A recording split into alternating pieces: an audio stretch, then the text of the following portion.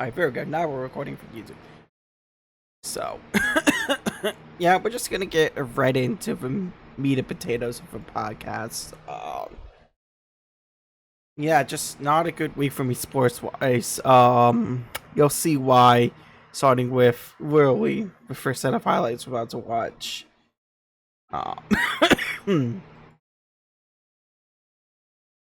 So, I love what Ender Echenike brought up the bench a couple weeks back.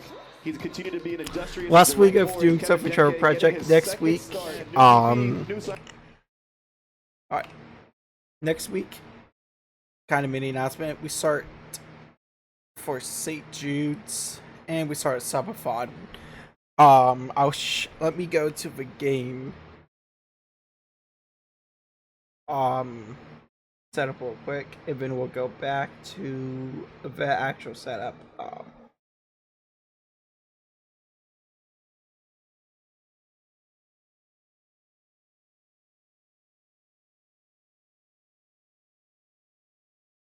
Just to show you what it looks like.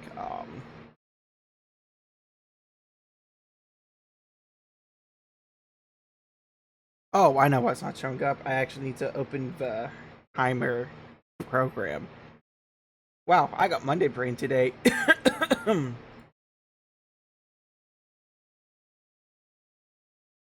So I right to load. It's a really cool timer made by a fellow furry. A lot of streamers I use, like Corky. When we record came to his super fun, he uses it. Whiskey Dingo uses it, which we may raid him in September. He's usually my raid, but I just want to stream that for set free with 4 hours. I mean, it could go a little longer, but you know, let's worry about the timer later. Whoops. Show the timer, but in the stream. Wow, let's actually just get to the. I love what Ender Echenike brought up the bench a couple weeks back. He's continued to be an industrious and direct forward, and Kevin Denke getting his second start. And new DP, new signing Nico Fernandez on that right-hand side. Take some of the responsibility for Morales to complement. One thing I do like about these early or late season matches is the light shows more prominent because you have less sunlight. In the dark blue and orange. Attacking from left to right. Long ball forward. So it was Kid Cancer night. They wished him well. Excuse me. Man. Cincinnati, we were kind of fortunate not to lose more than 1-0. You'll see why in a little bit. And he's trying to go inside. Does well. Goes for goal. Big save. Celentano got down very quickly. One-handed stop. The biggest growth marker for Hannes. I thought I was outside for a second because I heard a whistle, but I didn't see the flag go up. I always saw it down, so for a second I was outside. All in on this season. Evander going to go for goal from distance, and it's spilled by Freeze. Didn't look comfortable with it. I didn't realize ball spun like that because we shouldn't go away from Bailey first time, as you can tell. Santos ready for the work day. After these highlights, I'll show you what a timer looks like because I'm gonna do multiple Subathon tips. But it's just how it just shows you the elusiveness first and foremost. So, oh, in fact, we can show you now. Oh, that restarted the video? Lol.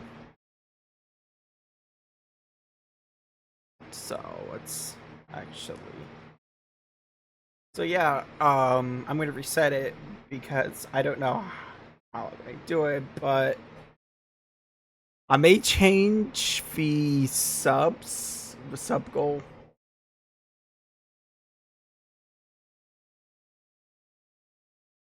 Because right now, it's only a minute per sub, so I don't know if we're gonna change it up or not, but you know. Anyways, back to the match. Fun match despite the loss. Comfortable with it. Luckily for him, nobody following in. Nick Hagland. Really weird officiating at the end that probably should have at least had a chance to draw, but it was a weird call at the end. I don't know how you foul someone shooting the ball, but you know. QR code. Seeing this would be for St. Jude's. It'll be my 5th annual St. Jude's stream.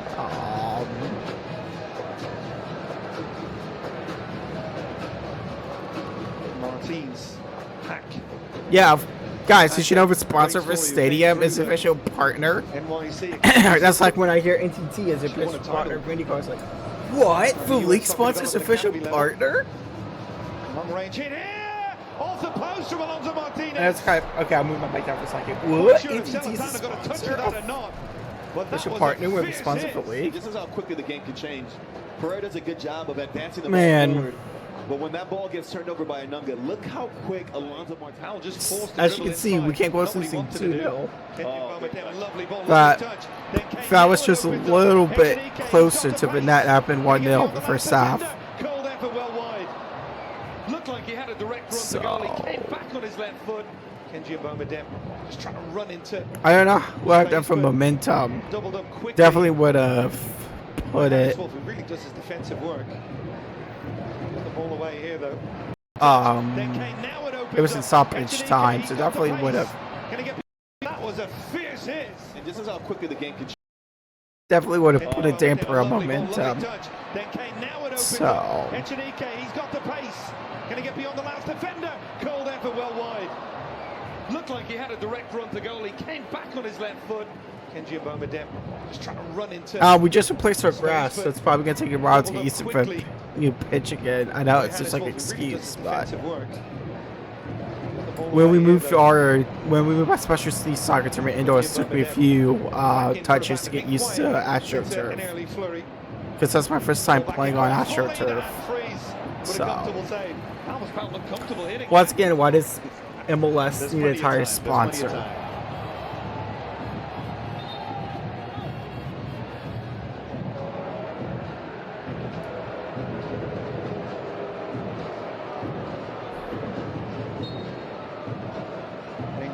In for Anunga. Yazga. Alonso Martinez trying to track this one down. You get the sense he's just waiting for that one chance. It might appear here. Alonso Martinez gets in behind. Celentano comes out. They know what Roman was doing there.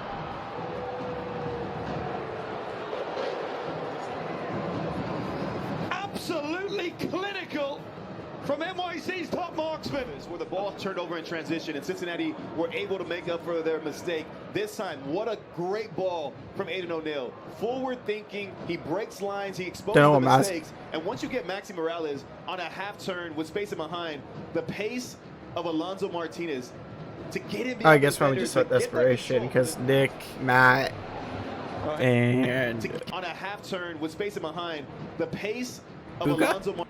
Once you get Maxi Morales forward thinking, he breaks lines, he exposes the mistakes, and once you get Maxi Morales on a half turn with space in behind, the pace of Alonso Martinez to get him beyond the defenders. You can tell who that last defender was who really didn't help Matt or Nick or Roman. Sorry, well, you know, trying to create a yard, plays that ball in mind, the one-handed save, and Alonso Martinez just couldn't get on the rebound. Maxi Morales with a really quick backlift to get that shot off, and now the flag goes up. How crafty are NYC? That was a really delayed offside call, and Roman was peeved about it. I can't blame him because that was so intricate. But the first ball that was like a Tabby Cat who really knows the rules, but her brain isn't working fully like them officiate. Speaking of cats, I don't know why, but my cat's really obsessed with the closet behind me. It's been trying to get in it so desperately that my dad had to double reverse it. Anyways, back on topic. Just too many missed chances where we probably could have got a draw. It's just hard to score when you're kicking right towards the goalie. It's like in hockey, we shoot up for chest. Because you expect to score like that when you shoot over crest. I mean, finish that in the second. And ball played in behind for Tavon Gray, the cross, and it should have been a second goal. Could have been a third goal, for being honest. How does that stay out? Miazga dropping deeper than everybody else as well. William Fernandez making a run in behind. Tries to get that ball from Fernandez Macau. He continues his run. Martinez goes for goal.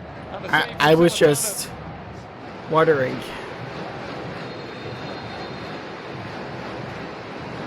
Evander, lofted one. Valenzuela, good save.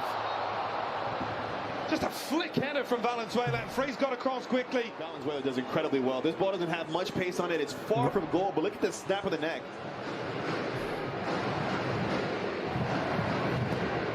Lando, another set piece to live it out. Engel ends it right back up in the air. Nicoletta's taking a look at his watch. That is the final whistle. Of course, they leave out the TQL, where Cincinnati have for horrible officiating. That led to that free kick. I don't know how you call a foul on someone trying to shoot. Like, were you gonna miss your flight if you didn't even game right there? Anyways.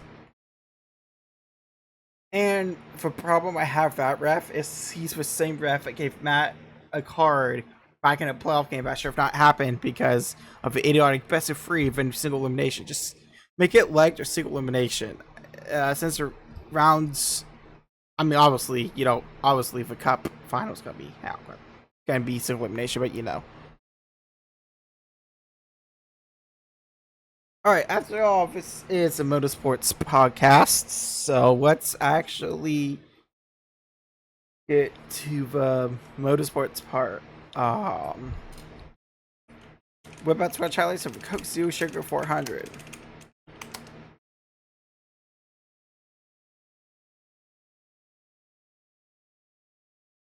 Which, from what I saw, was decent. I listened to the end of it on the way home from the match. I did get to the end of it because really, with 10 laps or so to go, we pulled into Sheets.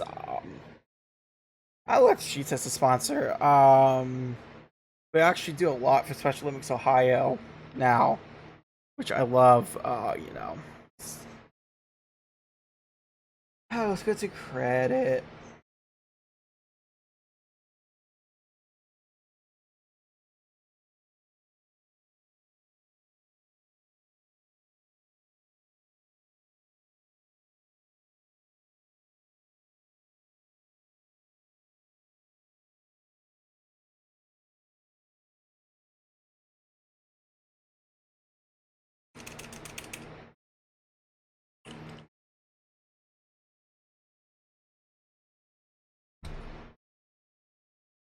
NBC welcomes you to NASCAR Cup Series Racing. This is the Coke Zero Sugar 400. Drivers, start your engines!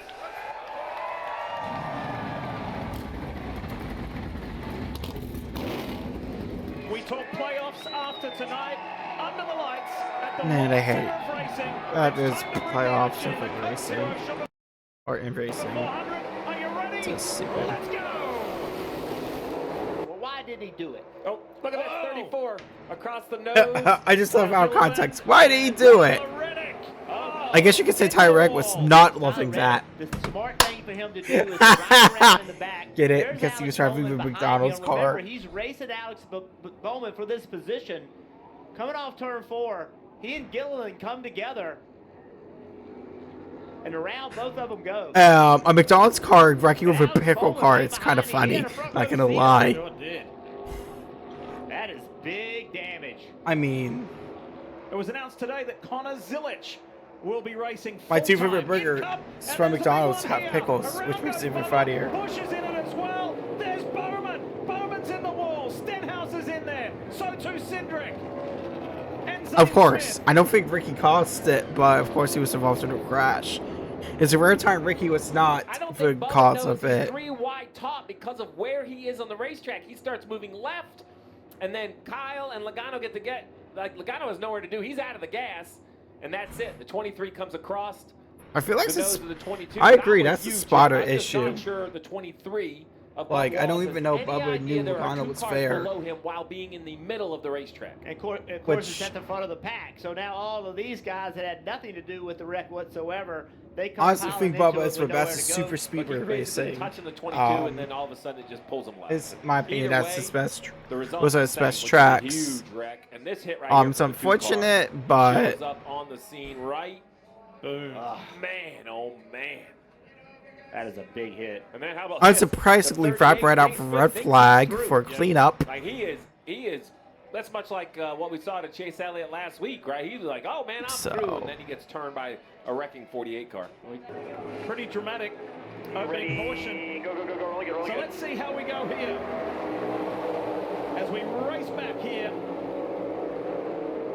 Under green at the World Center of Racing. One to go, brought to you by Credit One Bank. Awful oil dry. Ryan Blaney, who It has just led looks like a 26 dust laps storm of this awful race oil so drive I had far. to put down. And Kyle Larson looking to turn around. So Just a slump in momentum. Is tonight the night for the 5? They're in the tri-oval, coming to complete stage 1, and it's Kyle Larson. Let's get ready to race in stage 2. Here in Daytona, Coke Zero Sugar 400. And Brad Keselowski is one of those guys needing to win to get into the 2025 playoffs. Change at the front in the Coke Zero Sugar 400. Here live on NBC, Ty Dillon. I think I got a few drivers right at my playoff field and I feel wrong. We'll look at that after we watch IndyCar highlights. Bit of movement here. Briscoe goes to the front. Bell's going with him. A couple of Toyotas helping each other. A couple of teammates helping each other. They split Ware, and nobody is going with everybody. Ware just got freight train. Split on both sides of him, put him in the middle, and just left him. The two-time and reigning Daytona 500 winner on that bottom lane, but it's Joey Logano and Chase Briscoe who go to the front with Ross Chastain looking to tuck in somewhere. Final lap brought to you by Credit One Bank. I like how even the stage final lap is sponsored. It's like, are you that desperate for money, NASCAR? Logano and Nudge there. Logano, Chastain. Who do you like the look of? Here they come to the line. Ross Chastain has his nose in front, and Ross Chastain will grab the win of stage 2. Ready to start stage 3 of the Coke Zero Sugar 400. The final stage of the regular season. Away we go. This race starts to narrow down. Up Denny Hamlin. Don't know why I was on my way home from a match when this happened, so I don't know why. A, why he was so fast caution, and B, why he stayed on the track throwing down so much debris. I would park him for that. If I was an official. This is Coleman Presley and Joey Logano. But, you know, Oh, the 22 gets spun. Hold it, hold it, hold it, hold it, hold it, get it straight. Still green here, still green, still green, still green. 22 will spin to pit road, so the yellow won't come out. After leading for 23 laps in this Coke Zero Sugar 400, the caution does come out. Yeah, when it went straight into the grass, I think it forced NASCAR to throw a yellow. And now he's stuck. Should have Did been they a touch here, caution. Steve? Man, I don't know if the 43 and the 22 touched or if the 22 just got loose. Look at all those cars at the front on the low line. Haley, Priest, Busher, Gibbs, McDowell. Here comes Larson. Makes a third lane, and it's going to leave Ryan Priest with nobody to help. Poor Priest, just got freight That's not a view train. that he's enjoying. He did nothing wrong. Priest did absolutely nothing wrong. Now can they muster up a run to attack Haley? Here comes the 5 of the run off turn 2. Big block. You have to put a block on here. Didn't So- get it done. Boy, that 5 team and Larson, they need this boost heading into the playoffs. It's been a rough year ever since doing the double and Indy and the Coke 600. Look at Cole Custer in the 41. Brewer Up race against at the Indy. fence. Oh, but race is awesome. I Larson's like having got a his little teammate more. in Elliott to It's come just to like his IndyCar aid. better. What about Haley? I mean, you could They tell by are me coming wearing gay, huh? I wore my to the power white shirt flag. yesterday and wearing 1 my. lap to go. Presented by Credit Blah, Cole blah. Custer has gone to the front of this Man, race. He's gotten The, way the out safe in front, you're about though. to Look see, at but the Cole gap that he's Custer given later on, like turn Lost in the middle. 4, I believe it was awesome. Being pushed by Busher. You know, I got my 3 hopefuls in the top Credit shirt 4 on. positions. Now Haley goes up to the fence, comes back down across in front of Cole Custer. Ryan Blaney now comes into the mix. Can you believe the finish that we are about to see? Cole Custer. And man, every and bear we had Ryan of wreck at the end was This beautiful. would be epic for Haas factory team. Ryan Blaney ahead of Custer, coming to the line. Ryan Blaney's going to do it. Wow! They spin across the line, but it's Blaney who gets it done. And Chris Buescher tried to and take the continues his amazing run of late. the road course And line. that keeps Alex Bowman in the playoffs. So close. close for so many hopefuls. So, But it's a veteran for Team Penske that gets it done. he almost won by a full car length. And what about Daniel Well, Suarez, not really. who thought he may have had a chance? If it's also, I think this race proves we don't need overtime for an exciting What a finish. final lap. Let's replay this whole last lap. A lot of things happened. It got really aggressive. Blaney was 13th with 2 laps to go. Did a great job of working himself to the front. Right now, Custer's thinking to back up to the 12 to get the run. The 7 gets the big push, and this is where it kind of goes wrong for the 41. He makes a great move, but the 7 blocks. Kills the momentum all the way down there, which allows the 12 to get 3 wide top. Shot out of a cannon. I thought the 41 had momentum. Back to Busher. But Cole Custer thought he had momentum too, man. Right here, Custer tries to stay away from him. So, Hoping to get some help, but Blaney did a great job of just looking in his mirror and getting the energy from behind to get to the start-finish line first.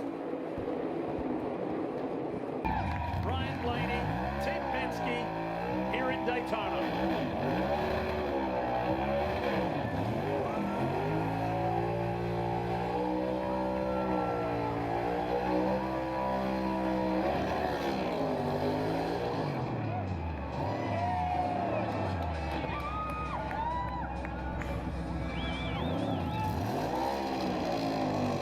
and that was your NASCAR highlights.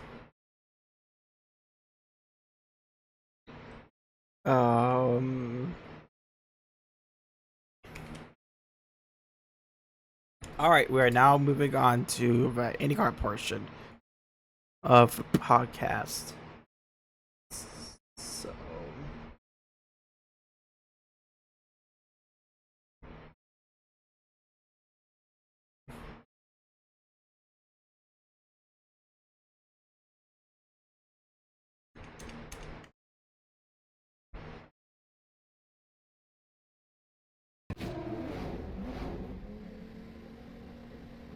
here we are, for it's at 30 minutes. Green and Palou sweeps in front of Malukas, who defends his position, and McLaughlin immediately up and into 3rd place as we go 3 wide immediately through turn 1. I don't know why we're 3 wide for turn 1 on lap 1.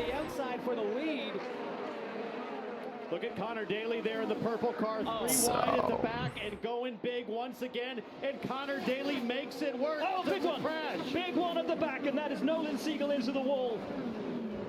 Looks like Nolan's the only car caught up in it. At least the only car that stopped. Might be damage on another machine. Yeah, I'm fine. I don't know what happened. I'm sorry. Sounds like maybe he just lost it on his own there, Townsend. Yeah, a lot of dirty air when you're that far back. So, big wings front and rear to pack your car to the ground with downforce. You see Nolan Siegel down low on the patch, and there's not a lot of grip. And James, I think he just clipped the left front on the apron. I think he got that curb. I think he got that yellow curbing down on the inside. excuse me. Yeah, there's really no grip on that curb. Watch the left front here. This is such a fun track to race on racing. I mean, he's not all the way over it, but a little bit onto that yellow. I will say, as a highlight, to show you it's not the normal racing line. Well, so all weekend in practice and qualifying, there's just not rubber laid down there. So Nolan going into uncharted territory on lap 1, and he will regret it. And we race. And take a look at Will Power. Tucked up underneath his teammate as Kirkwood goes to put the move on Daly, but Daly says, man, it's just a meh weekend for me. And that will give O'Ward a chance, but we have caution. We have yellows out. And I cannot see why. We saw 3 wide further back in the field. Scott Dixon down there on the bottom. Oh, is that a puff of smoke out of Dixon's car? And then this, a spin. An almost spin from Graham Rahal. What a save. Beautiful save by Graham, but yeah, I gotta put caution out there. Yeah, I'm have caution. Especially after For goodness sake. That is a terrible feeling from inside the car. You just get that feeling in the pit of your stomach, like, no, I'm going around. You just can't willy-nilly of cautions, especially on a short oval. Rear tires are still going, though. It kind of helps keep the momentum going forward. Graham Rahal did the best thing you can do with your feet in that moment, which is when in doubt, both feet out. Stay off the throttle, stay off the brake, and just steer it out. Green flag waves. And we got back to racing. Malukas to the high line. I love how turn markers are just basically cones. I love it when tracks do that. It's funny. Malukas keeps it stuck in and takes the lead. Wonderful move from Little Dave. Guess you do need that second lane is kind of the preferred one. So by getting that great runoff markers for ovals, especially IndyCar, where tighter than he wanted to, and just burning more fuel. The outside of two, pulled the pass off down the back straight. That was brilliant driving. When you were on a road course. Not the first time we've seen that from him this year. Although I've heard drivers say Vicious like a road course, so. For IndyCar, anything under 1.5 miles is a short oval, so. Power up to P6, I believe, right now, as we get a look at Santino Ferrucci charging from the back, already up a bunch of spots. Ferrucci started all the way down in 21st, now runs 18th. Lundgaard up on the inside. It's really good race, man. He has been for pretty much an entire lap now. Easy. In the McLaren. Hasn't had the best of it on ovals this year. And it'll be the start of a second lap, side by side with Rasmussen, who refuses to let the position go. Lundgaard forcing the issue and forcing his way through. It's quite funny just to see. Position. He was 9th off the grid. Running right now, down in 11th, trying to get around Lundgaard back into the top. I don't know what I was going to say. Teammate Rossi. And that's the benefit of just kind of sticking your car to the outside at corner X. But I was just switching for 2 laps because it's a mile. To make a decision, do you lift or do you really press the issue? David Malukas is leading this race with someone different in his ear running strategy today than he is used to. James Schnabel, his engineer, and also his strategist, Palou is going to come through. Lead change. We'll revisit this in a moment. Nicely done, Kevin. Palou does indeed take advantage of that. Decent crowd. I think we could have sold more seats, but you know. And I think Alex Palou demonstrating exactly what you just said, James, is that his car appears laps led, Dev Lucas at this point 25, Alex Palou 16 and a half. The back of Graham Rahal running in 25th. So. And you might have noticed during the break, Alexander Rossi opting to duck in right around lap 49. So Rossi committing most likely to a 4-stop strategy. Meanwhile, Alex Palou is going to try to hang out until around lap 63, maybe 65 because of the caution, and make it on 3 stops. Lundgaard in as well for McLaren, so he committing to that 4-stop strategy. Kiffin Simpson, who came in early for that splash and dash, he's in early as well. So to Devlin DiFrancesco and Marcus Armstrong. I still think we need Texas to help young drivers get used to oval racing, because we said the closest you can get to the Indy 500 is Texas. McLaughlin, the first Penske driver, as Marcus Armstrong makes his I think it's crazy just to throw rookies out That's going to be interesting. on the track. Be like, haha, good luck with the 500, bud. Daly McLaughlin, those drivers ahead react to this. So what this does right now is it's going to put the drivers like Will Power a lap down, but on much fresher tires, going much faster, able to cut around traffic. Can you get some work done? We see Scott McLaughlin coming into the pit lane and O'Ward as well. And Herter. Guys, this is Dixon. I don't think this is a 3-stopper. I don't think so. Everyone seems to be abandoning Georgia. For this pit stop, Scott McLaughlin said he was a little loose on exit. They're going to go for It's a great pit stop by Will's crew. Oh, and Dixon almost into McLaughlin on pit lane. Will that be reviewed as an unsafe release for the number 3, Pat O'Ward, down and away from that first pit stall? What you're seeing in the top screen there is because Penske always has the fresh tires, trying to unlap himself. Jack. Well, I'm down in the 76 best pit crews He's already done in his IndyCar. He is so good at those restarts, Townsend. He's just electrifying to watch. I'm keeping my eye out for where everybody has cycled out, and Will Power has managed to get himself ahead of Pato O'Ward on track. They've got Stingray Rob in between them, so that's worked out brilliantly for Will Power. The new tyres, the grippy, faster tyres, making an immediate impact for those who came in first. So where does Connor Daly come out relative to those that pitted earlier for fresher tires? I'll tell you what they've been doing, guys, is they've been watching Alexander Rossi, and if you look, he's right now behind Scott McLaughlin, so it's worked out well. I got Lucas and Pillow around the same time. Doing it on 2 more stops, but remember how much caution there was as the top 2 come in, and they are pitted right next to each other. Alex Pillow will have to weave out after getting Shell 100% Unitable Fuel and Firestones, and then David Malukas will follow him from AJ Foyt Racing. That's pretty interesting because Alex Pillow, I think, pitted in no man's zone. I think he's now on a 4-stopper because the pace was falling off so much. Where does he come out, Will? Well, here comes Pillow, and here comes McLaughlin onto the backstretch. McLaughlin will have his tyres up to temperature, will have the pace advantage, and will be hunting down Pillow into 3 and into 4. 1 car in between them, and here comes McLaughlin. Louis Foster leading the race right now. The rookie for RLL hasn't pit yet. As we go on board the Sancio vehicle protection machine of Scott McLaughlin, who is trying so hard to use those tires to his advantage. And incredibly, once Foster takes his stop, Alexander Rossi has managed to move up so many positions that he will be in a very real 4th place. Brilliant strategy from ECR. And that's what I was saying, guys, is he was able to get those new tires working. Other drivers, other teams, other strategists saw that pace advantage he had and said, we got to pit now, or Rossi's going to be leading this thing before too long. There's your race leader. Pillow leads from McLaughlin. Malukas now 3rd, Rossi 4th. And let's have a little replay here. Here comes Scott Dixon. I still laugh how that's not an unsafe release. Oh, why? Right, because it's a Penske car.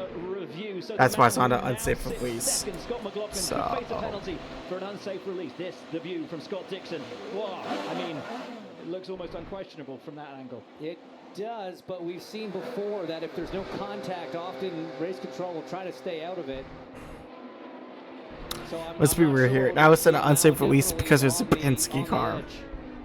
Scott McLaughlin lucky to get away. Scott Dixon lucky to get away without contact. So O'Ward still looking at the rear wing of Will Power. We ride on board. It would also would have been a penalty. Graham Rahal looking to go a lap down, but Scott McLaughlin's mirrors are full of the AJ Foyt Racing car of David Malukas, who has a great run off the final corner.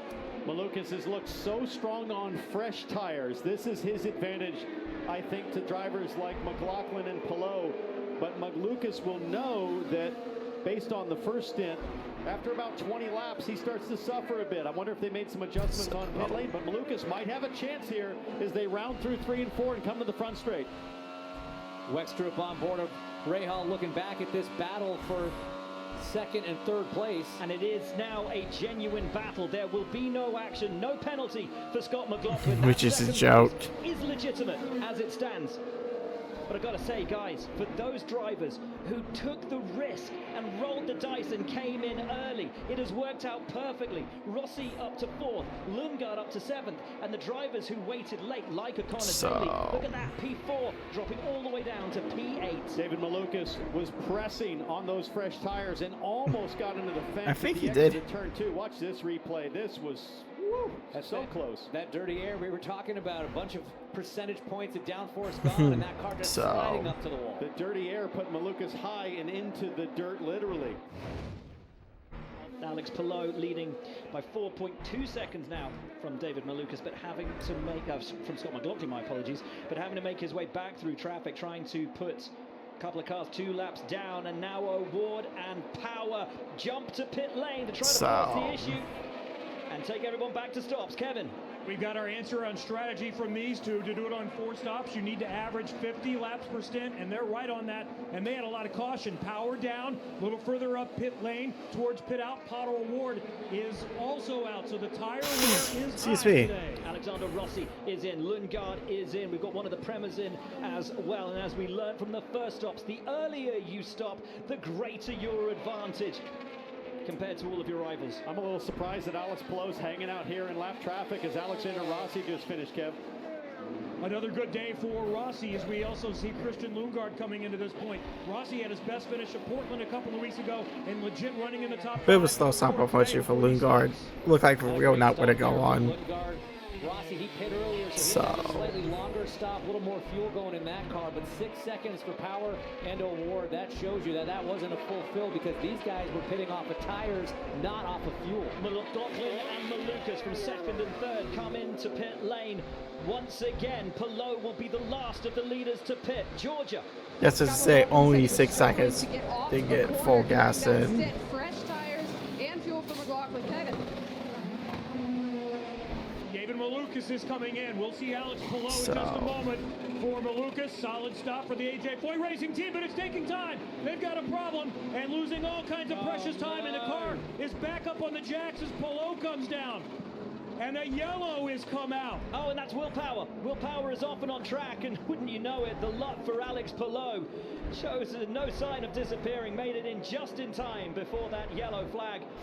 David Malukas will lose a lap to the leader as Palou gets out ahead of him.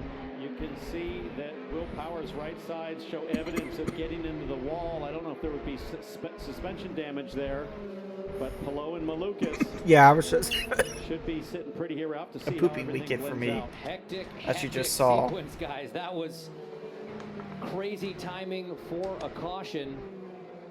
I want to see if it seems like a good will. Let's just see. Trying to go around. Kiffin Simpson gets up a little high, hits those marbles. You see the second he gets into those marbles, pretty hard into the wall in turn 2. Yeah. Not that bad, but I wonder why his car came to a stop. He's lost power. He's lost drive. Not able to get into pit lane. So potentially had a gearbox issue. No, he did it again. He tried to go into turn 3. Broke the toe link probably on the initial contact. Well, as all of that was happening, all of this was happening. David Malukas, problem on the front right with the wheel gun. I've never seen a wheel gun feel like that. Car's sitting there looking like it's ready, but it's not. Quick work there from the outside front tire changer to get that backup gun, get the tire changed. But worst case scenario, Palou came in just in time, like you said, before that yellow came out, and it's trapped Malukas a lap down. Back to green through the final corner. Malukas will go with him, and Malukas will try to get. It's wow how far away from the start finish IndyCar races are on ovals. Back to racing ways, and McLaughlin finds himself under pressure from Pato O'Ward immediately. Track sweepers have been busy, so the high line is clean now, and drivers are taking advantage. Yep, I would take advantage of it too. It's a Prema in the middle. And on the bottom, I should have tried Driver House because we had a tent set up at Mid-Ohio. But now fifth as Rossi makes his way past. Because if you can support IndyCar, I would support you. Which is why I love to see Wendy's IndyCar. Making it stick on the number 20, but Rossi excuse me. That speed on the outside. He's going to have a bit of a draft. Award trying to get around. I thought he was getting a top 10, but he didn't. On topic of cars, of drivers, this rumors will make Will Power may go to Andretti, where Ericsson is. Don't know how true that is, but it'd be awesome to have Colton and Will on the same team. Newgarden is starting to find his feet. That's what we've come to expect out of Joseph Newgarden on short ovals, and he is not done outside of Lundgaard in turn 4. Bold, decisive, and effective. Magnificent. Great pictures, courtesy of Snap-on, as we see him fall back in line ahead of Lundgaard. And here's the thing, this guy knows what he needs. Yeah, we're gonna on a short oval throughout these pit stops. He'll be making changes. Corky Cam after this. He's our normal Monday raid. And now this thing is really coming into its window as he tries to attack Pato O'Ward now and move himself into the top 3. Not hanging about, and O'Ward will have to get past Louis Foster and such a good race. On the rookie because he just look at the leader. You won't like it. I thought Palou was gonna win. I was not trying to jinx him.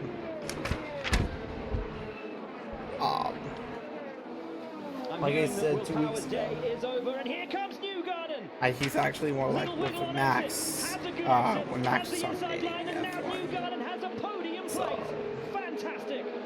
the Absolutely brilliant from the Penske driver. And plus, he's just almost seeing his daughter in victory lane.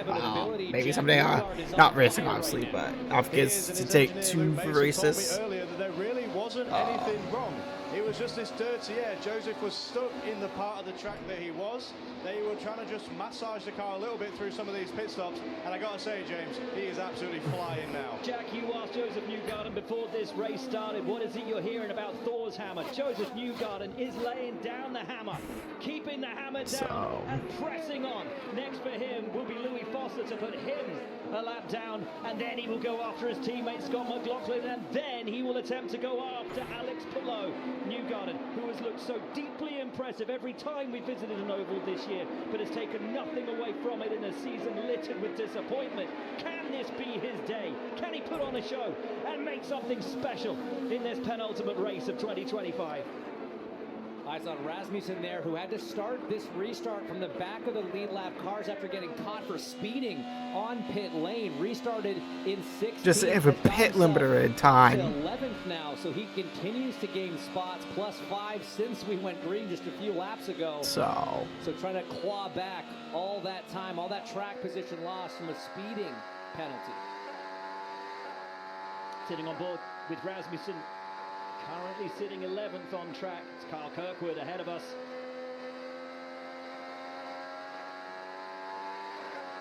Oh, that's a lovely exit. That's a lovely exit. Gets very, very close to the Andretti driver, but will have the momentum that will see him. Honestly, if Will Power to replace anyone, I like to replace Kyle Kirkwood. That would be pretty funny. Who has won on an oval already this year. Keeps that position. But for how long? Rasmussen. Wonderful stuff again. Oh, Rasmussen looking really squirrely to the inside there. He had to gather up his race car. Scary stuff if you're Kyle Kirkwood saying, hang on, young man, don't take me out.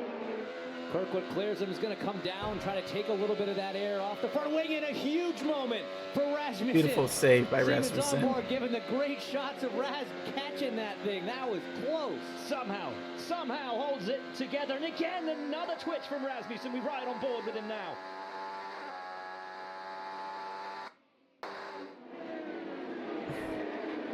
Guys, as impressive as that defense is from Kyle Kirkwood, I'm looking at the timing and scoring pylon here. His teammate, Colton Hurd, is up into 7th. But let's take a look at what happened here on board. Oh, wow. See his right hand coming off the wheel as he catches it. I mean, a one-hander on the oval, that's sideways. Scott Dixon's back there probably just giggling like this guy is a handful.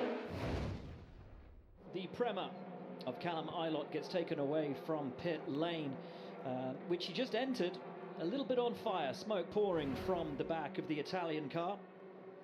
Mamma mia! Out of the left bank of the engine. The engine just went. And so the caution comes out because you just don't know if there's oil on the racetrack. You can't take that risk. Heads up call from race control. This is on board Kyle Kirkwood. Yeah, pop. And that's the last thing you want to see. You even see a little bit of the debris. You see that residue on the lens. That's all of oil. Kirkwood. So immediately got to back these things down. I like how the guy for sure was like, "Oh no, we're not another one." Because back at middle, Will lost his engine. So, but critically for the field, lap 145. So right into the early window to make their third stop. So I expect just about everybody will be coming to pit lane this chance. See a lot of teams set up. I think it's going to be busy, and this could be a really, really important race off pit lane. Oh, and Palou jumps. Oh, excuse me.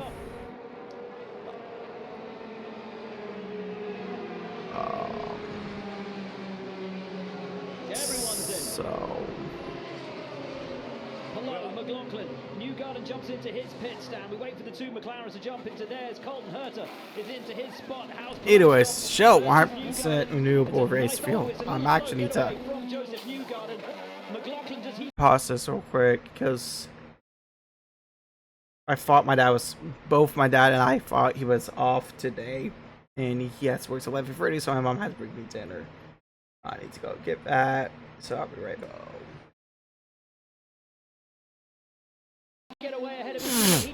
Man, it was just a good race. With Alex Palou, and Palou just narrowly hangs on to the lead. And Armstrong does take us back to racing. And immediately the two McLarens go side by side down into turn one. Kind of a Ward on the inside. He's going to get that position. Power going way high. Look at Armstrong. Falling like a rock. Nothing. No pace. And here come the ECRs. So important for the spotters right now to give the trailing drivers a heads up about how slow Armstrong is going to be so that you don't get tripped up. Connor Daly in that purple car doing what he does best, going high and looking handsome. Whoa! So close to the back. Anyways, it was just really good race, and really enjoyed it. Connor Daly, but look at Armstrong. He's just hanging on. It's what we were just talking about, guys. It's the worst position of being as a driver. Hanging on for dear life. He found himself in the middle of 3 wide for 4 so yeah, my brought me consecutive some corners, 2 spaghetti. straight laps, just falling like a So rock. if you're watching this All the live way on down to Twitch, 14. I'll be off Wednesday and Thursday because I'll be with my mom, because I got my license and I need to write the soccer Saturday, Wednesday. I got FCC on the mind apparently. And Armstrong continues to drop. It's okay, kitty. Most bizarre. I think my cat thought my dad was home. What are we doing? He did. He will never I do know. this again, I wouldn't think, because he still has to make 2 stops to get to the end. Everybody else should be good with 1 more stop. Which is funny. We're confused. What do you know on pit lane about the 66? Well, I just asked Mike Shank, why did you guys make the decision to stay out? And he looked at me and he said, we were just trying something.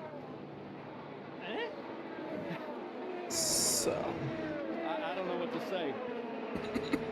Sorry, I think is what you're going to have to say to your driver at the end of that one. That was a huge flop.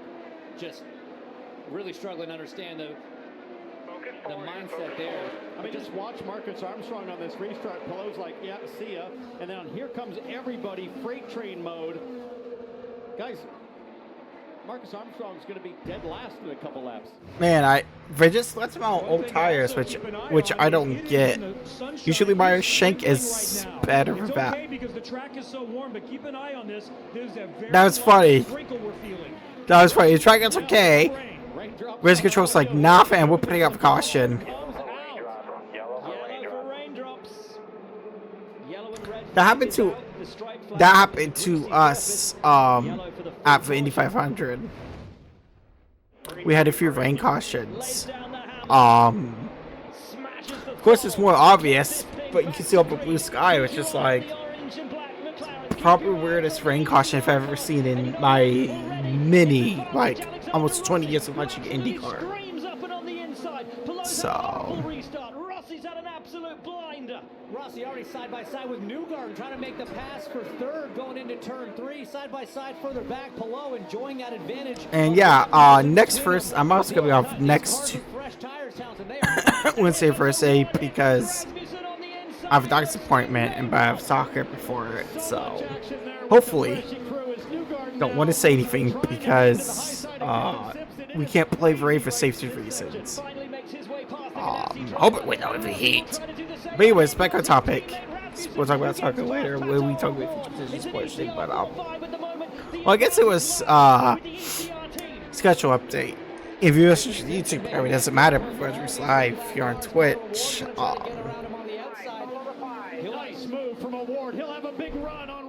just such a good race. And he takes it now. Has a look at the inside, but Rossi still gunning for Joseph Newgarden ahead. Rasmussen's recovery from a speeding penalty was beautiful. Like, The McLarens have dropped from their advantageous position, and it is advantage ECR, and here comes Rasmussen. it's ECR versus ECR. I get Anna Carpenter Racing. What? At Carpenter's for Artifact Carpenter Racing? What's next? Roger Penske out to Team Penske?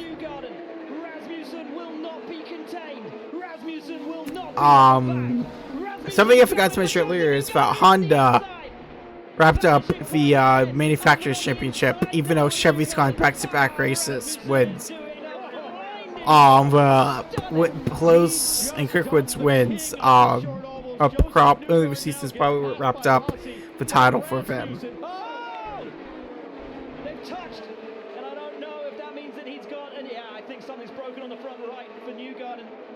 So And a Amazing save, though. How many of those have we seen this weekend at Milwaukee? Man, it's just Vito Overload's best drivers. Like, they might like super F1 fans are watching and you disagree, that's okay. I just think Vito Overload's best drivers. So.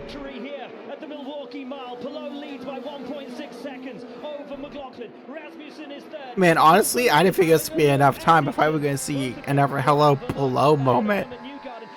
Which he uses his driver's intro so you can tell he actually likes it. He's on the limiter. He's geared too short for that draft.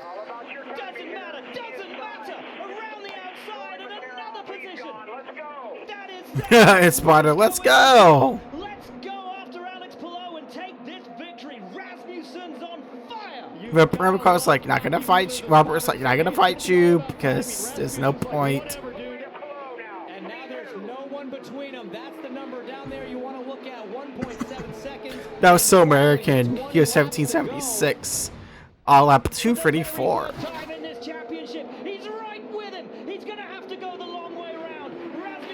God, it's just such a good race, man.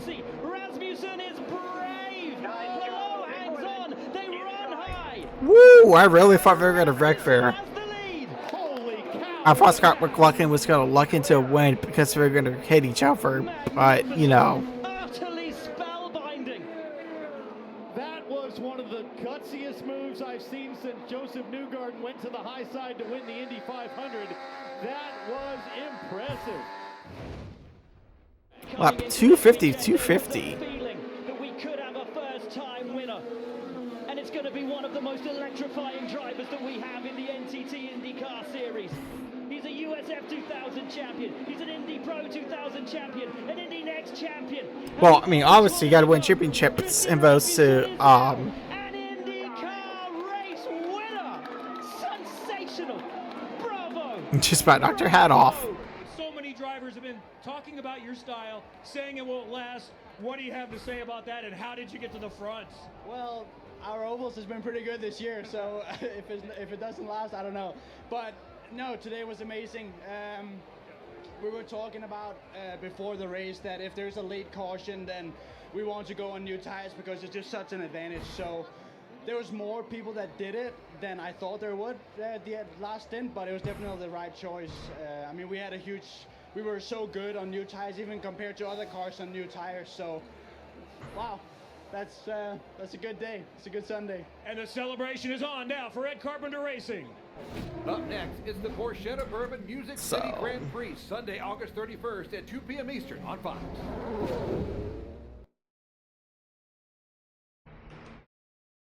All right, and now we're on to the future predictions portion where I try to predict the future.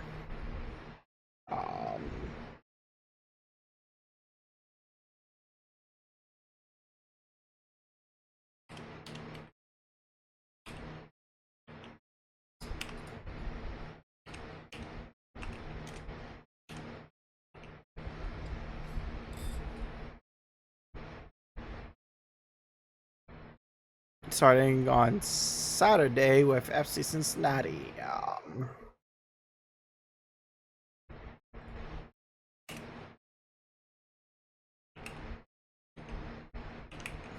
I think we're gonna draw with Philly 2-2. Finally, Formula One is back.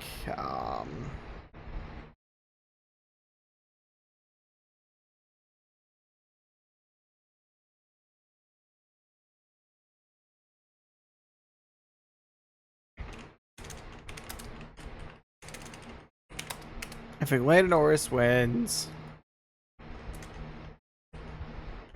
If Piastri comes in second,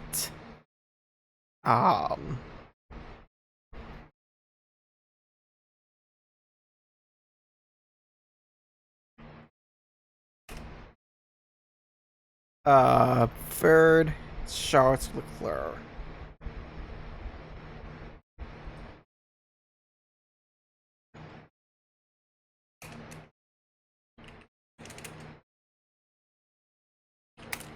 last IndyCar race of the season.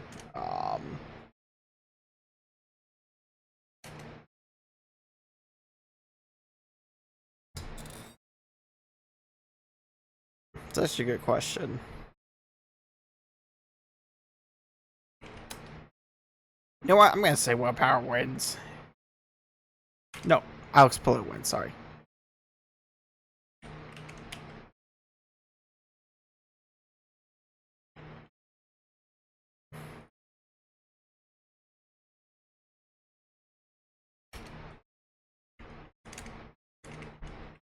And in NASCAR, I believe it's a night race with it being Labor Day weekend.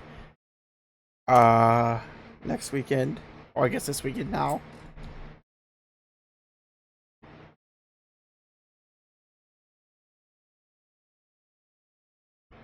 It is a night race. Cookout 500. Sorry, Cookout 7500. I think Larson is the first driver to advance.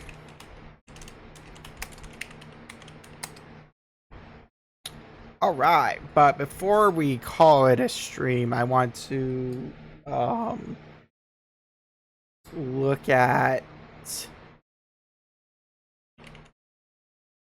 my predictions I made way back in February for the NASCAR playoffs. See how good I did.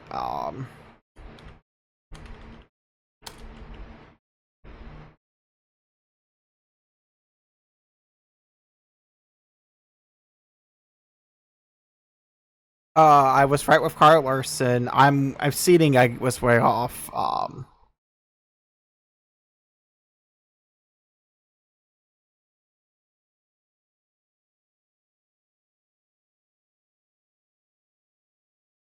The only drivers I missed were Kosowski. I'm gonna put this up on my second monitor real quick. I'm gonna highlight stuff in green for drivers I got correctly and highlight in red ones I missed. Austin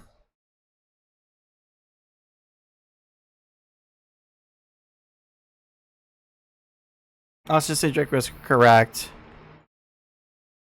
Kyle Larson was correct. Chase Elliott was correct. I meant to highlight item for text screen. I believe Logano was correct. It was. Bubba Wallace was correct. I knew he was going to get a win this year. Did he have a win? It's correct. Alex Bowman, barely, but that is correct. So, maybe I know, at least when it comes to playoffs, I know more about NASCAR than I give myself credit for. Eric Jones.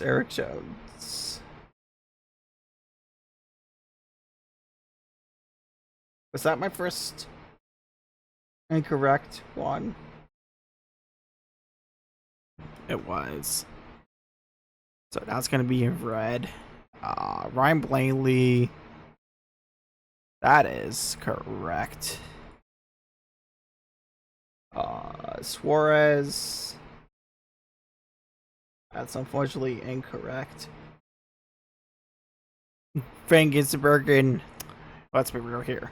Before the road courses we knew that was going to be a playoff driver.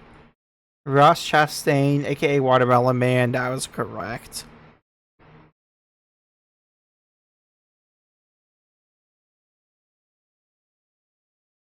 So far, 2 out of 16 were wrong. Kusowski, that was incorrect. Just Cole Custer, I believe that's incorrect. It is. Austin Dillon is correct.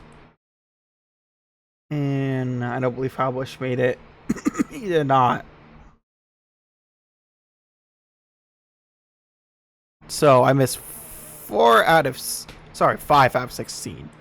1, 2, 3, 4, 5. So yeah, it could have been better. Could have been worse. But yeah.